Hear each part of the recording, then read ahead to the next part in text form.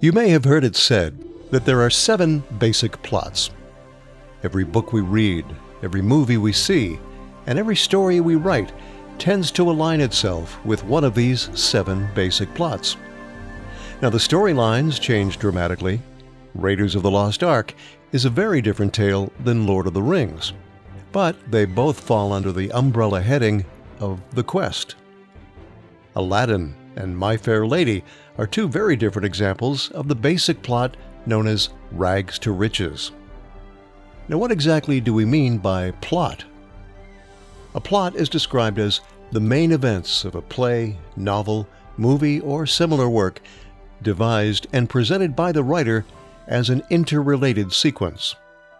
Ideally, that chain of events combines to deliver a story with a good beginning setup, a middle filled with interesting conflict, and a satisfying ending. I like the old adage that says to write a novel, you put your hero up a tree, you throw rocks at him for 200 pages, and then you bring him down. That analogy sums up pretty much every story. Before we look at each of these 7 basic plots in depth, let's quickly go through them. They are overcoming the monster, rags to riches, the quest, voyage and return, comedy, tragedy, and rebirth. Perhaps you've already thought of examples of these plots. You might even be considering that many stories involve crossover of one or more of them, and that would be accurate. But by and large, the main theme of most stories are going to point to one of these 7. So who determined that these 7 basic plots cover the entire gamut of every story ever written? English journalist and editor Christopher Booker literally wrote the book on the subject. He spent 34 years researching and writing this 700-page classic. It goes into great depth with fascinating insights into storytelling as well as the reasonings behind it. So let's take a closer look at these 7 basic plots, one by one. And while they each have distinct differences, they also share a number of characteristics. The 5 we're going to consider are key aspects of what we call the hero's journey. First, the call to action, the inciting event that leads the hero toward their adventure. The mentor, the person who guides the hero, or is the moral compass of the story. Tests and trials, these are the challenges that fill the middle of the story. They could also be the fun and games, the reason the audience comes for the story. They want to see what happens, how this plot plays out. The final confrontation, that face-to-face fight with the enemy. And resolution, the reward. Our first basic plot is overcoming the monster. This isn't necessarily a literal monster, but rather a bigger-than-life threat to the hero or his world. It can be anything from Godzilla to a rival sports team or a cruel boss. We've seen the hero overcoming monsters in stories like Beowulf, Dracula, Star Wars, the Harry Potter series, and the James Bond movies with their supervillains. To illustrate overcoming the monster and those 5 hero's journey elements, let's consider one of the most famous disaster stories of all time. In Peter Benchley's Jaws, Chief Brody is a mild-mannered police chief who takes a job in a sleepy seashore town. He doesn't expect anything exciting to happen. His call to action is a literal phone call telling him about a shark attack. Having had no prior experience with sharks, Chief Brody is a fish out of water who's going to need some guidance. The mentor who comes to help is gruff but lovable, as many mentors are. Quint is a grizzled old man of the sea who shows them the ropes and has his own vendetta against sharks. The bulk of the story is the tests and trials middle. Complications include the town council not wanting to close the beach during tourist season, fake sharks, and another shark attack. At one point, it looks like someone caught the shark, but it was the wrong shark. The real challenge they face becomes evident once Brody gets his first glimpse of the actual monster.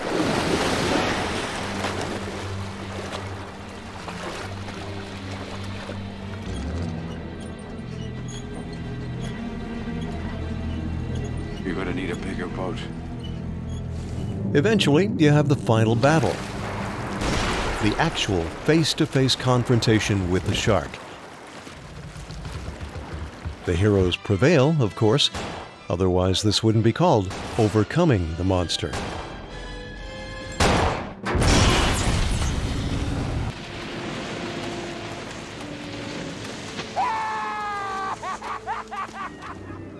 And the resolution, the happy ending, allows us to catch our breath and shows the heroes taking their victory lap. I used to hate the water. I can't imagine why. Next, we come to rags to riches. Is there any greater irony than when an underdog battles the odds and becomes top dog? Rags to riches is all about someone who has been dealt a losing hand. Some of our most heartwarming tales from childhood center around a poor, unfortunate soul who will rise from the ashes. Not surprisingly, these tales often involve widows and orphans. Examples include Cinderella, Willy Wonka, Charlie and the Chocolate Factory, Little Orphan Annie, My Fair Lady, Pretty Woman, and this Charles Dickens classic, which won the Oscar for Best Picture in 1968. Oliver Twist is an orphan, an unloved little waif who lives in a cruel workhouse with other orphans. One day they put him up to asking for more porridge. Please, sir, I want some more. More? He gets punished for his insolence and locked up in the cellar. Oliver's call to action is when he realizes he can escape. He gets out of the cellar and makes his way to the big city of London, and that's where his adventure begins. An interesting thing about the mentors in this story, Oliver actually has several, beginning with this young fellow, a pickpocket known as the Artful Dodger. He takes Oliver under his wing and introduces him to Fagin, another gruff but lovable mentor who houses orphans and teaches them to be thieves for him. They are both flawed mentors who care more about themselves than our protagonist. Fortunately, there is a third mentor, Nancy, who tries to protect Oliver and is a foreshadow of the love he will eventually find. Unfortunately, she is the girlfriend of the real villain of the story, the murderous Bill Sikes. In the tests and trials middle of the story, Oliver is falsely accused of pickpocketing and gets arrested.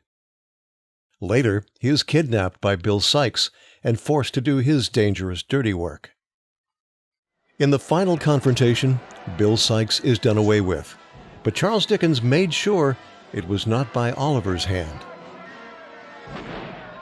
If Oliver had killed him, he would no longer remain a true innocent, a sympathetic character in our eyes.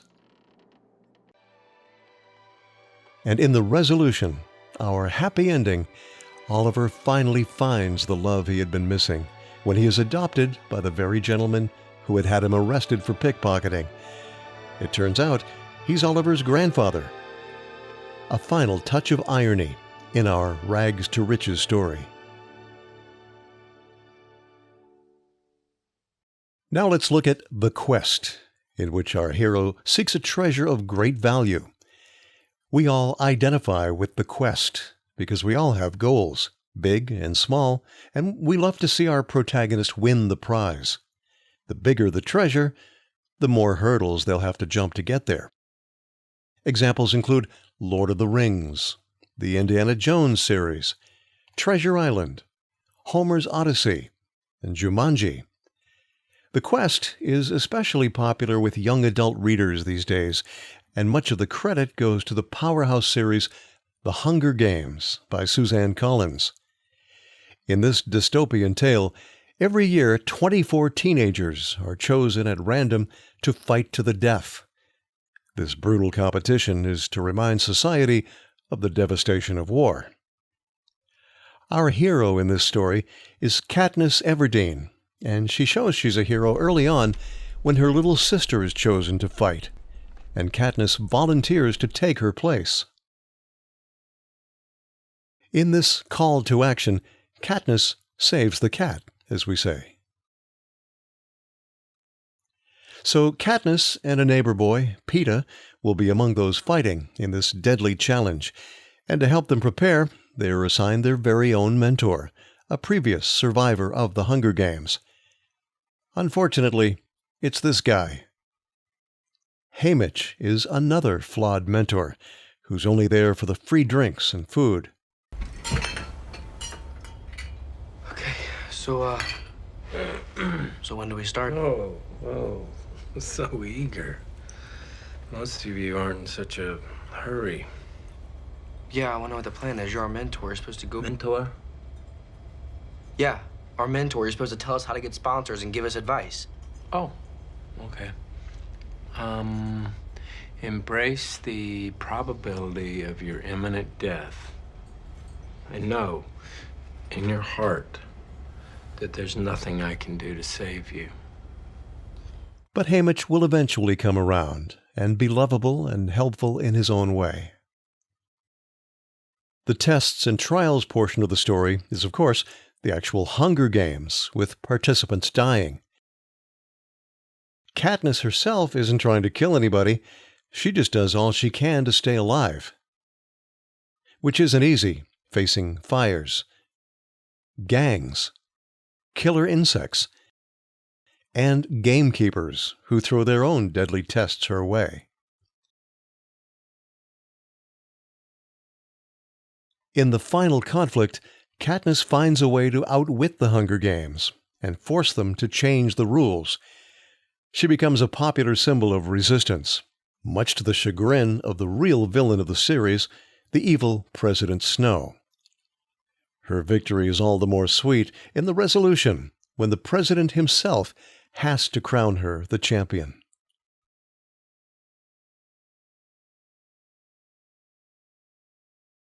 Since it was published in 2008, The Hunger Games has become a game changer and has inspired many more futuristic stories about young people and survival.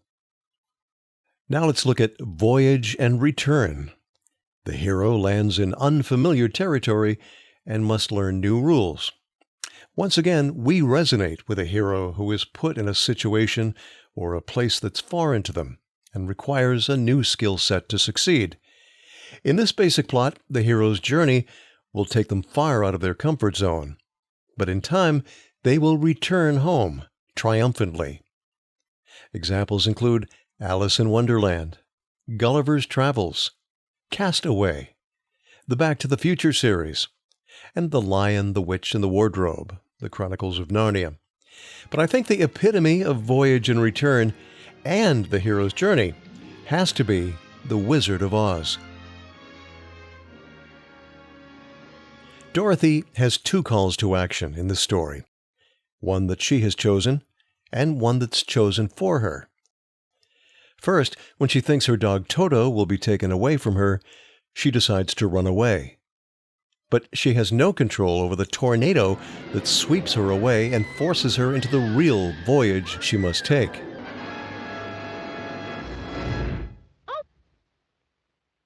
Soon, Dorothy finds herself in the magical land of Oz.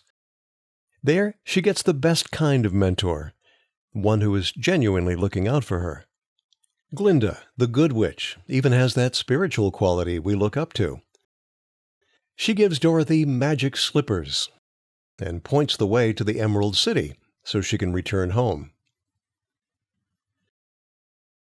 The tests and trials middle, or in this case the fun and games portion, sees Dorothy meeting her highly unusual traveling companions, who bear a striking similarity to some other traveling companions we know and love. She encounters apple-throwing trees, flying monkeys, and, of course, the Wicked Witch of the West. Ironically, their voyage isn't over when they finally reach their destination, the Emerald City. The Wizard of Oz gives them the biggest challenge of all. Prove yourselves worthy by performing a very small task.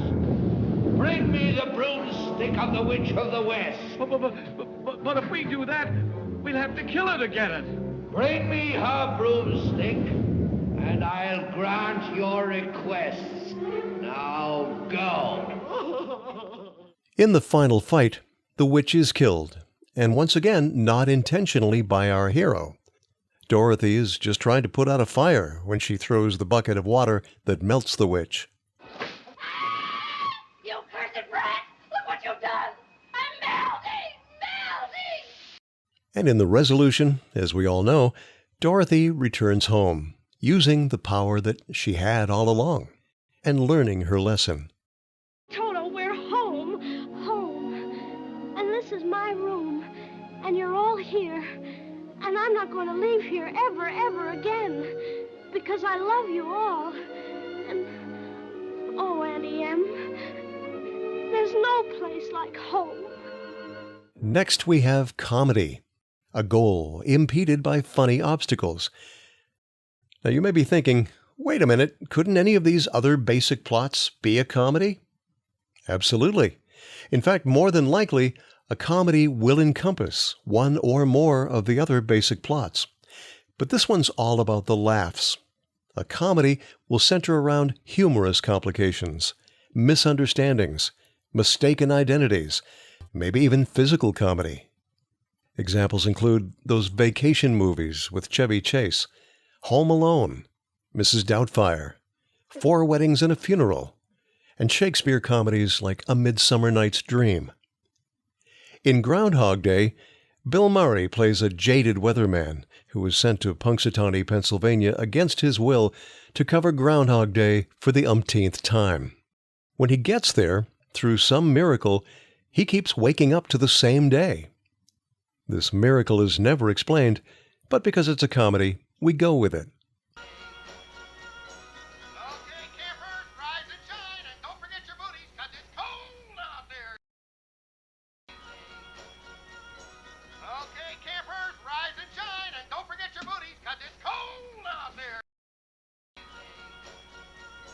Okay, campers, rise and shine. His call to action is when he realizes the same day keeps repeating. Once he gets past the confusion and frustration of reliving the same day with the same encounters, we get into the fun and games. At first, he takes advantage of the situation, revising different encounters to his own benefit and amusement.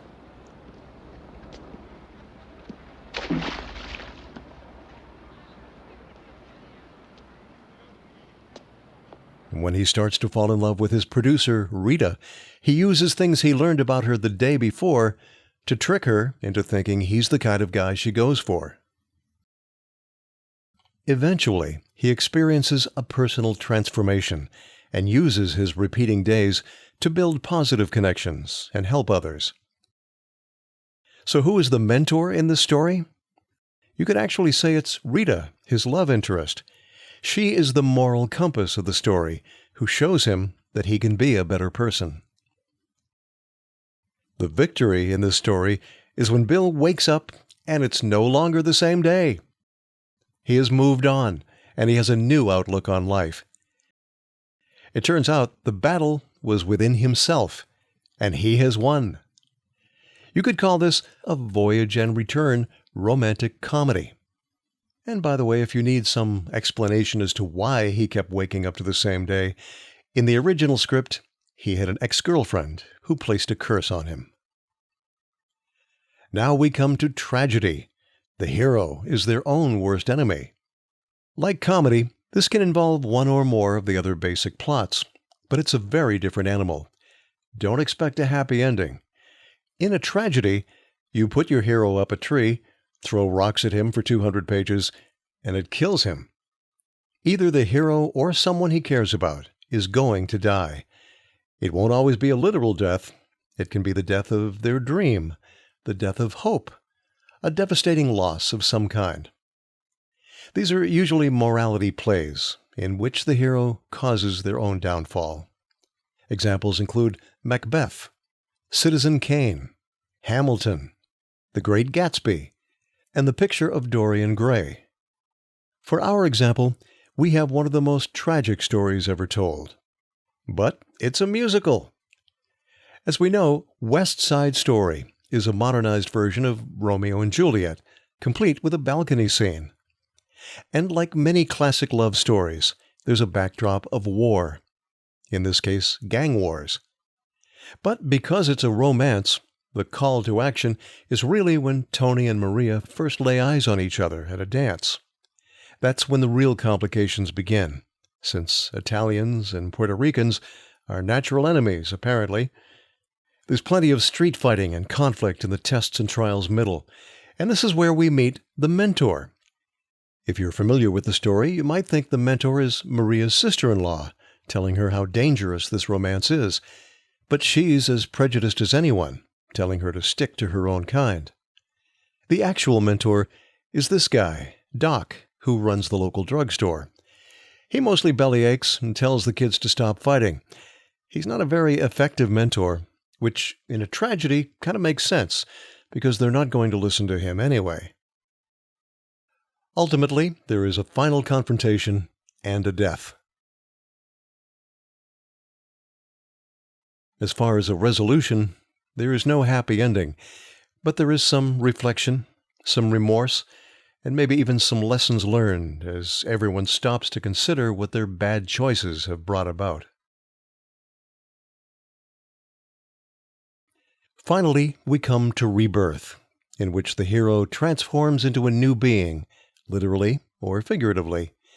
We see these transformations in such stories as The Frog Prince, A Christmas Carol, Beauty and the Beast transforms, Heaven Can Wait, A Man Called Otto, and all those other grumpy old man changes his ways stories. To illustrate Rebirth, here's a story most of us have seen multiple times. In It's a Wonderful Life, George Bailey is the good person we all want to be. He's a kind-hearted everyman who makes endless sacrifices for the benefit of others. Everyone loves George. His call to action is when everything in George's life falls apart through no fault of his own. He's in financial ruin, and he finds himself on a bridge contemplating ending it all. Who comes along but a mentor, George's guardian angel, who tries to convince George that it's a wonderful life. Yeah, so you still think killing yourself would make everyone feel happier, eh? Suppose it'd been better if I'd never been born at all. What'd you say? I said I wish I'd never been born. Oh, you mustn't say things like that. Wait a minute. That's an idea. George gets his wish, and the fun and games ensue. Since he had never been born, all of the good deeds he had done in his life no longer happened, to the detriment of everyone. The town is now run by the villain of the story, Mr. Potter, because George wasn't there to prevent it. None of his friends or family know him, and he finally understands how much his life mattered after all. Get me back! Get me back! I don't care what happens to me! Get me back to my wife and kids! Help me, Clarence, please! Please! I want to live again! I want to live again! I want to live again. Please, God, let me live again. In a supremely happy ending, everyone George has ever helped come to his aid and make things right again. And his guardian angel Clarence gets his wings. George once was lost, but now he has hope, with help from above. And we can all identify with that. So there's your 7 basic plots, the things that make them different, and the things they have in common. Now, even if you don't start out intending to write a story about rags to riches or a quest, it's probably going to become one of these basic plots without you even trying. Once you can identify which of these basic plots you're actually writing in, you'll have a better grasp of the real theme of your story, maybe its moral, as well as the elements to help you put the storyline together. Of course, you can just wing it. There's no law that says you have to incorporate any of this. These are not rules as much as principles. And to quote author coach Robert McKee, "A rule says you must do it this way. A principle says this works and has through all remembered time. Why reinvent the wheel when it's already been smoothed over for you?"